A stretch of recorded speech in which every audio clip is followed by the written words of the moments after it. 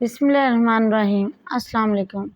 ابن عربی کہتے ہیں کہ حجاج بن یوسف کے عہد سلطنت میں قبیلہ بنی حنیفیہ میں حجدر بن مالک نامی ایک بڑا ڈاکو تھا۔ سینکڑوں قتل و غارت کر چکا تھا۔ جب اس نے اہل حجر پر ڈاکہ ڈالا تو حجاج بن یوسف کو اس کی اطلاع ہوئی تو حاکم یمامہ کو ڈانٹ کر خط لکھا کہ تم یہ کیا کر رہا ہے، اب تک اس کا انتظام کیوں نہیں کیا؟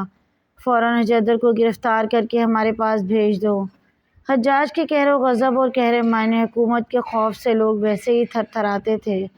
خط پہنچا تو حاکم یمامہ کو اپنی موت نظر آ گئی۔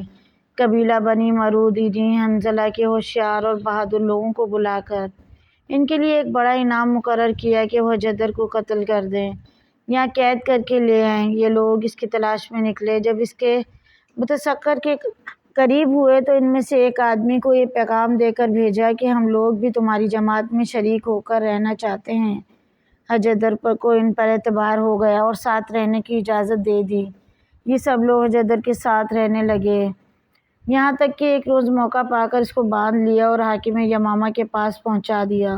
حاکم یمامہ نے انہی لوگوں کے ساتھ حجاج کے پاس روانہ کر دیا اور ان لوگوں کی مسائی بلیغہ کا حال حجاج کو لکھ بھیجا۔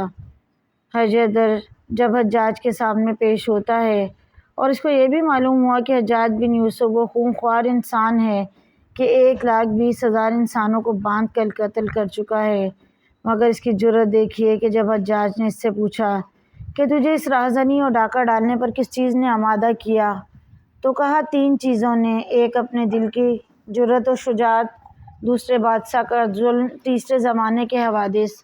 حجاج نے کہا تجھ سے وہ کیا بات سرزد ہوئی ہے جس کی وجہ سے تیری جرأت بڑھی اور سلطان نے تجھ پر ظلم کیا اور زمانے کے حوادث تجھ پر ٹوٹ پڑے؟ حجدر نے کہا امیر مجھے آزمائیں تو مجھے بہترین سیاسی، شہ سوار اور اپنی رعیت میں سب سے زیادہ خیر خواہ پائیں گے، اور یہ اس لیے کہ میں جب کبھی کسی سے میرا مقابلہ ہوا ہے تو میں نے اپنے آپ کو اس پر غالب پایا ہے۔ حجاج نے کہا اچھا، ہم تمہیں آزماتے ہیں، اور آزمائش یہ ہے کہ تمہیں ایک میدان میں چھوڑتے ہیں جس میں ایک شیر ہوگا۔ اگر اس نے تجھے قتل کر دیا تو ہم تیرے قتل کی فکر سے بچے، اور اگر تو نے اسے قتل کر دیا تو ہم تجھے آزاد کر دیں گے۔ حجدر نے نہایت خوشی سے اس کو قبول کیا اور کہنے لگا یہ تو میری عین آرزو ہے، ضرور ایسا کیجیے۔ حجاج نے کہا صرف یہی نہیں، شیر کے مقابلے میں تجھے آزاد چھوڑ دیں گے، بلکہ صورت یہ ہوگی کہ تیرے پاؤں میں بھاری بھاری بیڑیاں ہوں گی اور داہنا ہاتھ گردن میں باندھ دیا جائے گا، صرف بایاں ہاتھ کھلا رہے گا جس میں تلوار دی جائے گی۔ حجدر نے اس کو بھی قبول کیا۔ حجاج نے شیر کے آنے تک حجدر کو جیل خانے میں قید کر دیا اور اپنے ماتحت حاکم کو حکم دیا کہ ایک شیر کہیں سے گرفتار کر کے لایا جائے۔ حکام نے فوراً ایک ببر شیر مہیا کر دیا۔ جب شیر آیا تو اس کو ایک محصور میدان میں چھوڑ دیا اور 3 دن تک اس کو بھوکا رکھا گیا۔ اس کے بعد حجدر کے پاؤں بیڑیوں میں اور داہنا ہاتھ گردن میں باندھ کر لایا گیا، بائیں ہاتھ میں تلوار دے کر شیر کے سامنے چھوڑ دیا گیا۔ حجدر اس کو دیکھ کر ایک رضیہ ترانہ پڑھنے لگا۔ جب شیر نے اس کو دیکھا تو نہایت زور سے دھاڑ اور انگڑائی لے کر حجدر کی طرف بڑھا۔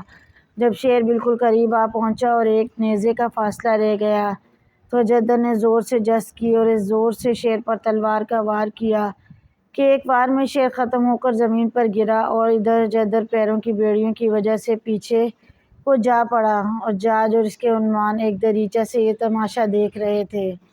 سب نے نعرہ تکبیر بلند کیا۔ ادھر حجدر اٹھا اور حجاج سے خطاب کر کے فی البدیہہ یہ اشعار پڑھے اگر آپ نے میری موت کا قصد کیا تھا تو اے حجاج میں تیرے انعام کا بھی امیدوار ہوں۔ عورتیں تو یہ سمجھتی تھی کہ میں لوٹ کر نہ آؤں گا کیونکہ وہ شوہروں کی غیرت پر پورا بھروسہ نہیں رکھتی، اور میں نے سمجھ لیا تھا کہ اگر شیر کے مقابلے سے پہلو تہی کی تو حجاج کے ہاتھ سے نجات نہیں پا سکتا۔ حجاج نے کہا اب اگر تم چاہو تو ہم تمہیں بڑا انعام دیں اور چاہو تو تمہیں بالکل آزاد چھوڑ دیں۔